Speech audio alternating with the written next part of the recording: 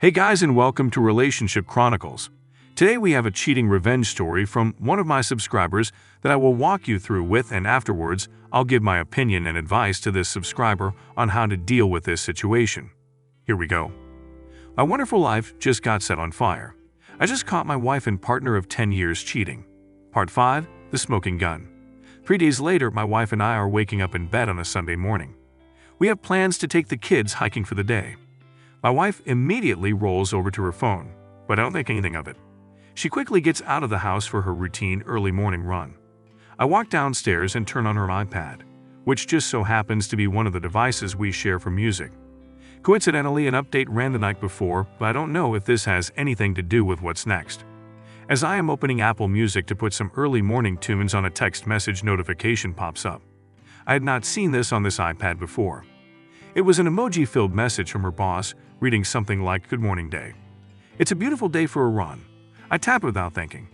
It opens up a subsequent message revealing that my wife actually texted him as soon as she woke up. I panicked and deleted the message. The BF, was I thinking? Either way, I now see the smoking gun, and fear, distrust, disgust, and violation set in. My wife returns from her run, and I'm angry, but I don't yell. I repeat his text message to her in my own words. She is confused and definitely weirded out. I take her hand and walk her into our dining room. Sit her down and put my eyes 6 inches from hers. "Me, what is going on with you and your boss?" Her what? I nothing. He's my boss. He's almost 60 years old. She looks like she's seen a ghost. Me, we have 2 beautiful boys in the other room. What are you doing? I explain the text messages. Her nothing. I swear. Bae is just something we all call each other, and he and I are in a friendly Apple Watch competition. I told him I was going to run. I swear nothing is going on. I walk away. I am thinking that I shouldn't have said anything. I should have held it together. Let the text messages keep rolling in and get my confirmation from something that won't lie to me. But I don't want to keep spying and sneaking. I am desperate for her to just come clean. We awkwardly draw to our hike. She's weird the whole way. Obviously, we finish a pretty long, quiet hike with the kids. They pass out on the ride back, and I bring the morning text message up to her again. I tell her that it is killing me, and the fact that someone texted her first thing on a Sunday morning tells me what's on the mind. She immediately agrees how bad it appears, obviously having thought about it the whole day. She isn't denying that she does deny that anything is going on. However, meanwhile, the hotel in number 4 is still burning a hole in the side of my skull. Later that night, we talk about the text message again over a bottle of wine. I thought it might bring more out. No luck, just more denial and reassurance of no wrongdoing. Almost 3 weeks later, 6 confirmation. I wake up this past Saturday with a gut-wrenching visions of my wife with someone else, and on the morning of one of the biggest events my company hosts all year. I can't shake the thoughts despite the brevity of the day ahead. The hotel incident has been killing me for weeks. My wife leaves for the gym with our kids, something we used to do together, and I leave for work in the chaos of setting up what should be a huge, successful event is my business. All this stuff is boiling within me. I feel so messed up. I want to leave and be home with my family to prove that I don't work too much, to prove that I love them and want the best for them. Then I try to do something I've been wanting to do for almost 3 weeks. I call the hotel, praying that if I'm given any kind of information, that it reveals her female coworker was indeed the one who booked the room. I hang up on the second ring. On second thought, I didn't want to know, or did I already know? I had to get back to work this whole day. The way my wife is with the kids, dads, I feel wrong that I don't hurry back to her despite maybe having a chance of getting home in time to see her before bed. Sunday morning, we have plans to go to her brother's for football. I have to run into work. Not typical on weekends to deal with some aftermath of the event from the day before. She leaves for the gym with plans to pick me up at my business so we can run to her brother's together. I start packing up and then look over at her iPad. It was practically screaming at me, "Do it. Maybe there's something there." I open her iPad and sit down. I feel so wrong doing this, but I also know that I've somehow been so much more wrong than anything I'm about to do. She had since figured out how to sign out of iCloud and stop texts from coming in, so no luck there, but an obvious sign of hiding something. I looked at her boss's contact card and see she was sharing her location on /off with him the night before. WTF, I opened her photo stream, nothing weird there. I scrolled down the albums. I opened deleted photos. Here we go. Underwear photos the day after we returned from the beach vacation and the morning before her return to work. I can only assume she sent them to her boss because I didn't get them. This is far out of her typical safe zone. So now the intensity and level of their relationship is starting to hit me. And then I see what appears as an accidental screenshot that she took of a text exchange with her boss the day before the hotel. That just is how they are planning to have lunch or something together, mixed into a swath of hearts with the kicker from the boss. I've been waiting to see you since last Friday. When you left, I'm waiting for you, babe. I look in her browsing history on her iPad. I see a Google search for how to say one more day in Spanish, search for the day of the panty pictures. And the day before we returned to work. It reminded of how she would flirt with me back when we started out more than 10 years ago. Someone else gets to experience that now. I'm absolutely convinced at this point. And the 2 months of my denying and avoiding the obvious of no more fight in this. My life is about to change forever. I drive to my business, and she meets me there later, as planned with the kids. We ain't out for a bit. I'm still in shock. She knows something is wrong and keeps asking.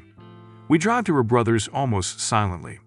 The whole visit is incredibly awkward, because I'm just stewing in this realization, attempting to process while she sits there, seemingly terrified of what's to come. I text a partner of mine, a gentleman I am involved in business with and who happens to be a partner at one of the area's most reputable law firms. He's known as one of the top divorce attorneys in the state. Hey, maybe he can help. He calls me right away and I step outside. I walk him through as much as I can, set her out in a panic. He calms me down and tells me that the only thing to do is to get her alone and put all the cards on the table. In the end, it doesn't matter how they got there. What matters is what's on them. 7 partial confession and where I'm right now. After speaking with my attorney, we eventually head back home. Nothing is said, the tension is impossible. Finally, after I am sure the kids are asleep, I sit and wait in the kitchen. I asked her, as I did in number 5, where's our marriage headed? I state that her and her boss have something going on. And from the information I now have, it is indisputable. She kind of breaks down, but no tears before admitting anything. She immediately begins saying that she has felt disconnected from me this summer. You think the first incident here, completely out of character, happened in the first week of June. These have been monthly all summer, and since she started working with this guy. She goes on to say that they spend time together, nothing admitted. I ask the questions point blank. Have you had sex with him? No, of course not. Has anything happened? No. I ask again. She finally admits they kissed. I let this set in. I asked her where she fumbles around her mind. But I can tell it's pretend. She says after work. Ask again, where she can't get it out. I say, were you at a hotel? Yes. Was he there? Yes. Was your coworker there? No. So you went to a hotel with your boss and kissed? Yes. But that's it? Nothing else happened? Well, what else did you do that? We talked? We talked about all of this. Adults don't kiss. They have sex. You didn't go to the hotel to kiss. She doesn't deny this, but she denies anything further happening. She says that she couldn't do it. She just couldn't bring herself to doing it. Like it actually matters. Now, we went back and forth about this with no yelling or shouting, just awful. The entire time she is saying, I want you. I want this. I want us. I don't know what the hell I was doing. She admits that despite some disconnect caused by her, she will come to learn there was nothing significantly wrong with our marriage. We vacationed, made love, grew our children, dated, etc. After about 30 minutes. It all hit me like a ton of bricks. Wait, you asked me to leave my job early to pick up our children from the after-school program at the very place you work at with this guy, so that you could leave work early to go to a hotel with him, were you to plan to have sex? And on our son's first day of kindergarten, I actually left that part out. I recall the text message from number 6. He has been waiting for her. They plan to have sex. I recall the old number 2, but I failed to bring it up. I recall the hotel being mentioned while on vacation the week before this was in the works, while we sat on the beach together with her family. It was not spur of the moment. The conversation goes nowhere but further into this new hell that I have just inhabited. The last place on earth I want to be, we go to bed. She cuddles me, and it's disgusting. I feel infected, violated, ruined, and motionless. It stops. I lie awake for 3 hours, then hop onto the internet, desperately searching for success stories where couples come back from this. There are none. It's all about how to realize the situation, how it will never work again, and that it's time to move on. Regardless of money, kids, love, history, just awful, hopeless. I start contemplating divorce, then realize I've hours into a sleepless night, just hit by a freight train, and not a clean thought in my head. She wakes and asks me what I am doing. I don't have much to say. Then I asked her about number 2 finally. which would confirm my earliest suspicions and nullify her claims that this just started. I tell her that I knew her car was at that facility. She admitted to meeting with him and said that they only talked in the car. I can only imagine another detail left out and a revelation that this is much more long-standing mourning. She hops in the shower, and I completely break down. I held it together all through the night, but I just imploded as soon as I sat up. I finally noticed one of my sons was up and on the potty in the other room. He's been doing a great job training, and I feared that he heard me weeping. I wipe my eyes, walk into the bathroom to see if he needs help. And for the first time in my life, my knees gave out completely. I dropped to the floor and sobbed in front of him. The sight of one of our innocent sons completely oblivious and all his perfect moldable youth just wrecked me, who can be so careless, so completely narcissistically motivated that this beautiful child we are responsible for could be forgotten for some meaningless sex. My other son comes in and sees his father sobbing on his knees holding his youngest. What in the hell has happened to my life? It all just changed in an instant. I held those boys so tight as I realized the tables have turned. I've held them so many times as they cried. But this was the first time those little boys held me. What a dramatic moment, but it felt good to know that while I've lost her, I still have them. Finally, I pull it together and go downstairs to make coffee. She has no idea what I am going to do. At one point in the middle of the sleepless night from hell, I said that I am beginning to think that I can't get over this, that everything we have built together is for nothing. I hinted at divorce, but I have no clue what to do. We somehow ate breakfast together with our children, awkwardly trying to come to grips with the unknown ahead of us. Afterwards, my wife and I embraced. We held each other tight and sobbed without the kids seeing.